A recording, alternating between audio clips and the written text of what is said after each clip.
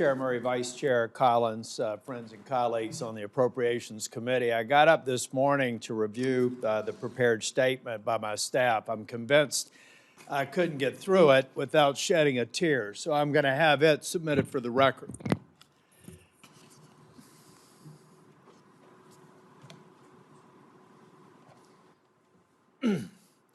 "102 lives lost.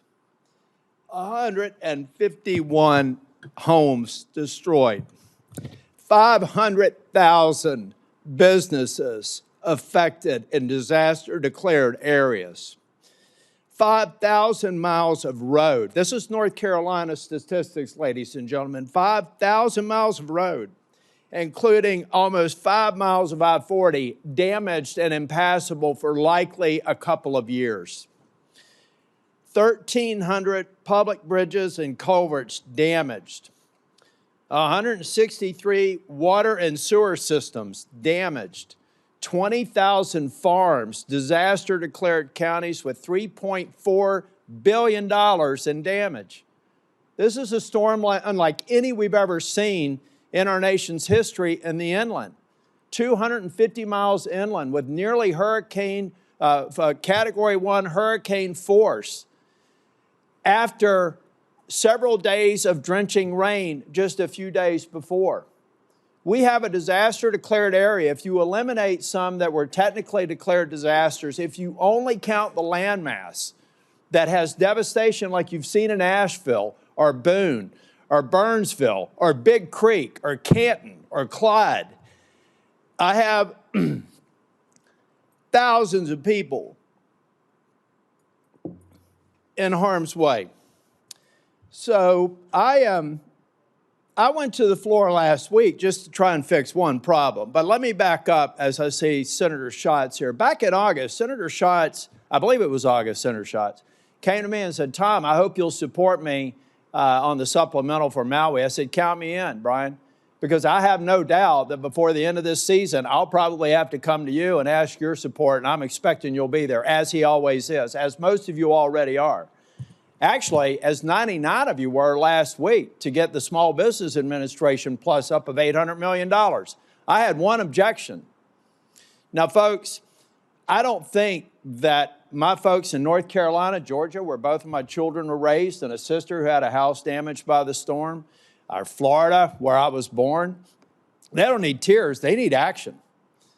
And we not only need action in the way that we normally respond to storms, we need an action in a very different way.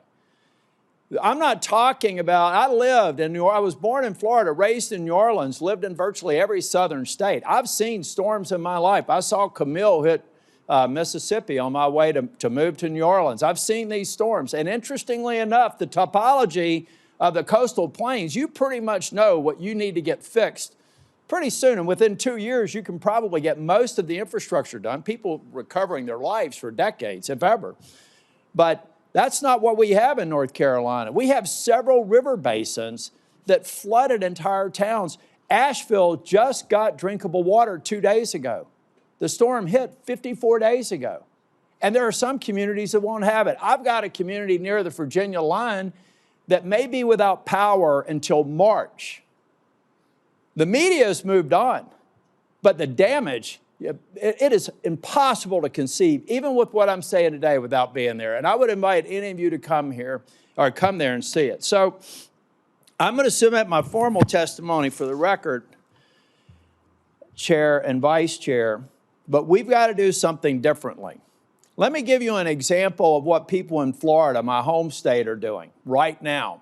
They're being told by FEMA that Milton, they got parts of Florida got hit by Milton, parts of Florida got hit by Helene, parts of Florida got hit by Debbie. Can you imagine a municipal official right now who's being told, you got to distinguish between that utility pole that was debris with Debbie and debris with Milton or debris with Helene?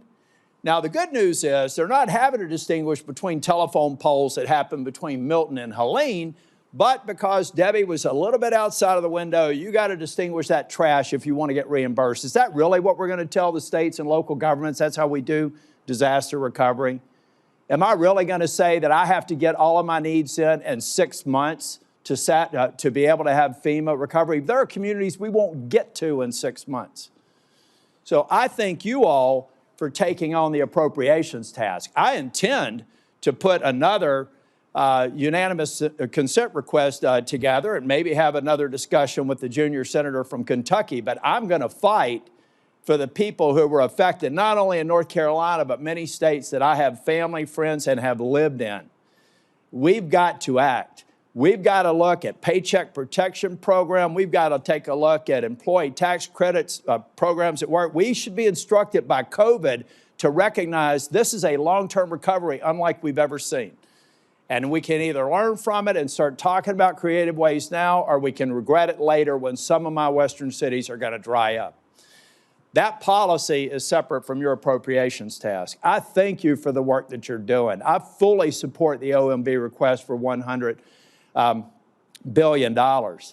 But that's only the beginning. We've got to react differently to storms. This may be the first, but it won't be the last like we've seen in North Carolina, and we owe it to the American people to be ready to do better. Thank you.